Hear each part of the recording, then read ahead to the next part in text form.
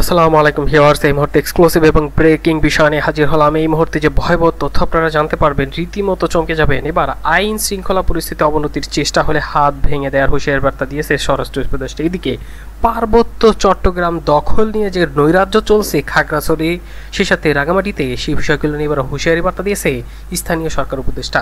পার্বত্য চট্টগ্রাম নিয়ে বাইরের থেকে ষড়যন্ত্র হচ্ছে বলে হুঁশিয়ারি বার্তা দিয়েছেন। এ নিয়ে থাকছে এক্সক্লুসিভ একটি রিপোর্ট। জানতে পারবেন এবার সামনের নির্বাচন নিয়ে বিএনপির শীর্ষ পর্যায়ে এবার মিশ্র বার্তা কেন।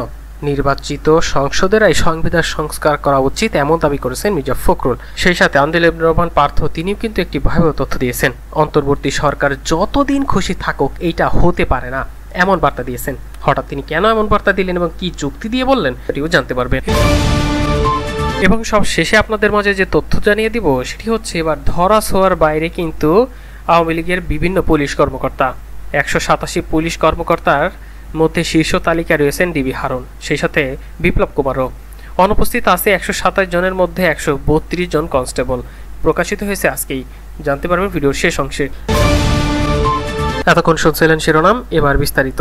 চলুন এবার আপনাদের মাঝে তুলে ধরি হঠাৎ করে আইন শৃঙ্খলা অবনতি হচ্ছে এবং সেই সাথে সেনাবাহিনী কিন্তু ম্যাজিস্ট্রেট পাওয়ারও নিয়েছে।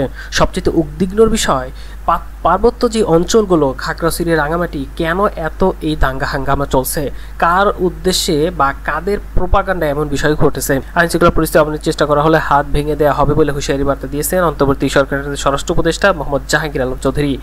উপদেষ্টা বলেন, কোনোভাবেই আইন শৃঙ্খলার অবনতি হতে দেওয়া যাবে না। যারা পরিস্থিতি অবনতি করার চেষ্টা করবে তাদেরকে কোনো অবস্থাতেই ছাড় দেওয়া হবে না বলে হুঁশিয়ারি বার্তা দেন। তাদের হাত ভেঙে দেওয়া হবে। রাঙামাটি ও খাগড়াছড়িতে সংঘাত, সহিংসতা ও প্রাণহানির ঘটনায় একটি উচ্চ ক্ষমতা সম্পন্ন তদন্ত কমিটি গঠন করা হবে এবং এর সুষ্ঠু তদন্ত করা হবে বলেও জানিয়েছে স্বরাষ্ট্র উপদেষ্টা। একই অনুষ্ঠানে স্থানীয় সরকার উপদেষ্টা আরিফ হাসান, তিনিও কিন্তু হুঁশিয়ারি বার্তা দিয়েছেন। তিনি স্পষ্ট করে তুলে ধরেছেন, পার্বত্য চট্টগ্রাম নিয়ে বাইরে থেকে ষড়যন্ত্র হচ্ছে। দেশের বাইরে থেকে কারা এই প্রোপাগান্ডা করতে পারে আশা করি আপনারা বুঝতে পারছেন।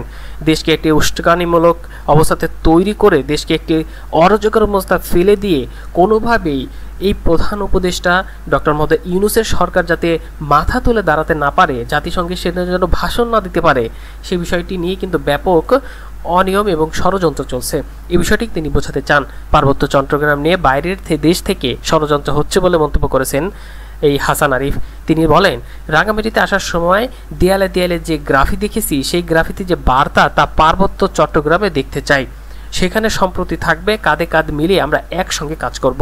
আমরা সকলে সম্প্রতি চাই, কিন্তু কোথাও একটা ছন্দপতন হচ্ছে। ছন্দপতনের ব্যাপারে প্রত্যেকের মুখে একটাই শব্দ উচ্চারিত হচ্ছে, ষড়যন্ত্র। বাইরে থেকে একটা ষড়যন্ত্র হচ্ছে আমাদের সম্প্রতি নষ্ট করার জন্য। 21 সেপ্টেম্বর দুপুরে রাঙামাটি সেনানিবাসে বিশেষ আইন শৃঙ্খলা সভার পর হাসান আরিফ সাংবাদিকদের এসব কথা বলেন। পাহাড়ে উদ্ধৃত পরিস্থিতি নিয়ে রাঙামাটির বিভিন্ন রাজনৈতিক দলের প্রতিনিধি ও গণমান্য ব্যক্তিবর্গের সঙ্গে সরকারের উচ্চ পর্যায়ের এই সভা অনুষ্ঠিত হয়েছে। হাসান আরিফ আরও বলেন, সভায় দাবি এসেছে একটি কমিশন বা কমিটির মাধ্যমে তদন্ত করে ঘটনাগুলোর বিষয়ে সুষ্ঠু ব্যবস্থা নেওয়ার ব্যাপারে। যারা প্রকৃত দোষী তাদের যেন আইনের আওতায় নিয়ে আসা হয়, এখানে কোনো ভেদাভেদ না থাকে, সম্প্রীতির অভাব না থাকে এবং প্রত্যেকে আমরা সম্প্রতি চাই। এই সময় স্বরাষ্ট্র উপদেষ্টা লেফটেন্যান্ট জেনারেল জাহাঙ্গীর আলম চৌধুরী, পার্বত্য চট্টগ্রাম বিষয়ক মন্ত্রণালয়ের উপদেষ্টা সুদীপ চাকমা, পুলিশের মহাপরিদর্শক আইজিপি মইনুল ইসলাম, সেনাবাহিনী চট্টগ্রামে GOC major general Mohammad Moinur Rahman আরও অনেকেই উপস্থিত ছিলেন। এবার তুলে ধরতে যাচ্ছে, এবার নির্বাচন নিয়ে বিএনপির শীর্ষ পর্যায়ে মিশ্র বার্তা। এক একজন এক এক ধরনের তথ্য দিচ্ছে। নির্বাচন ও সংস্কার নিয়ে বাংলাদেশের অন্যতম প্রধান রাজনৈতিক দলে বিএনপির চিন্তাধারণা নিয়ে এখন আলোচনা জোরালো হচ্ছে।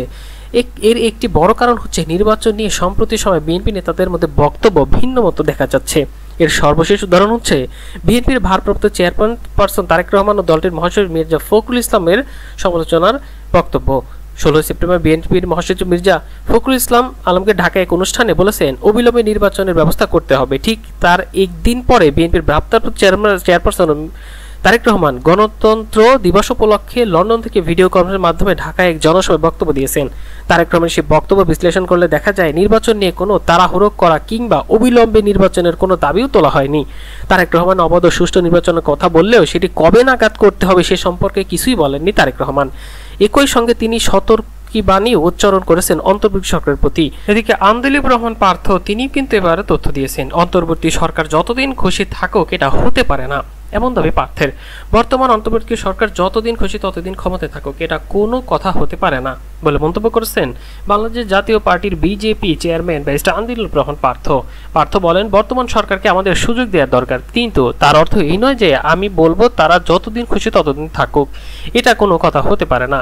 পলিথিন সরাতে এই সরকার আসে নাই, পুলিশের পোশাকে লোগো চেঞ্জ হবে কিনা, স্টেডিয়ামের নাম পরিবর্তন হবে কিনা সেগুলো এই সরকারের মুখ্য কাজ নয়।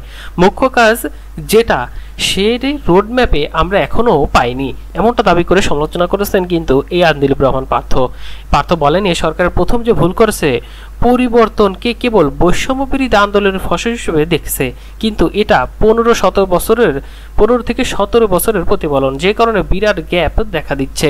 বর্তমান সরকার প্রতিষ্ঠার সঙ্গে মানুষের কোনো কানেক্টিভিটি নেই উল্লেখ করে পার্থ বলেন, এমন মানুষ সরকারে থাকা দরকার যাদের মানুষের সঙ্গে কানেক্টিভিটি আছে। আপনাদের রাজনৈতিক দলকে গুডবুকে নিয়ে কাজ করতে হবে। বৈষম্যবিরোধী ছাত্র আন্দোলনের নেতাদের উদ্দেশ্যে করে এই রাজনীতিবিদ বলেন, আপনারা বলেছেন এক স্বৈরাচারের পরিবর্তে আরেক স্বৈরাচার আসতে দেবেন না, তাহলে নিজেরাই দল করুন, তাহলে বুঝবেন রাজনীতি কি আর অ্যাক্টিভিটিজম কি। এমনটা উদাহরণ দেন এই আন্দোলিব রহমান পার্থ। তিনি আরো কয়েকটি তথ্য দেন।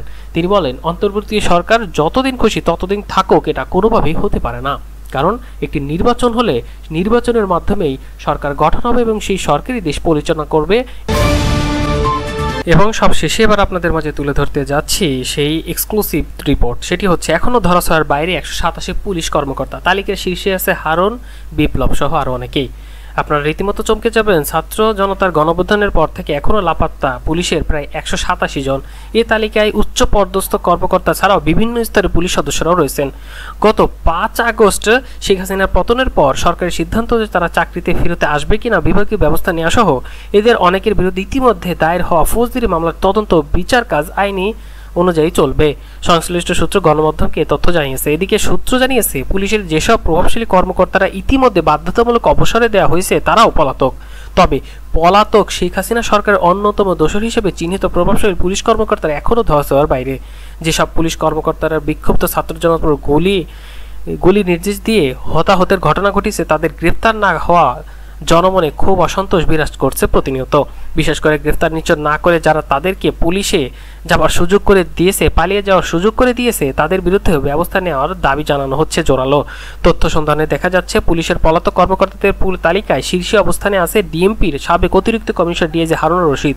এখনও চাকরিচ্যুত নন। পুলিশ সদর দপ্তরে এই তালিকায় তাকে 1 নম্বরে রাখা হয়েছে। 5 আগস্টের আগে পরে সংগঠিত আইনশৃঙ্খলা বাহিনীর গুলিতে হতাহতের ঘটনা দায়ের করা মামলায় আসামির তালিকায়ও তিনি শীর্ষে। এসব মামলার মধ্যে 2011 সালে যে ঘটনাকে কেন্দ্র করে এই কর্মকর্তা টাইমলাইনে বা লাইমলাইটে আসেন, সেই তৎকালীন বিরোধী দলীয় চিফ হুইপ বিএনপি নেতা জয়নাল আবেদিন ফারুককে নির্যাতনের মামলাও আছে। জয়নাল আবেদিন ফারুক নিজেই বাদী হয়ে শেরেবাংলা নগর থানায় মামলা করেন। এ পর্যন্ত আলোচিত এই কর্মকর্তার বিরুদ্ধে 38টি মামলা তার নামে পাওয়া গেছে।